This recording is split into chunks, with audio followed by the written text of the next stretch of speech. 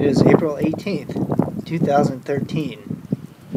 There's about, well, over a foot of snow here in the Iron Range, and people here in Virginia, Minnesota, are digging out once again.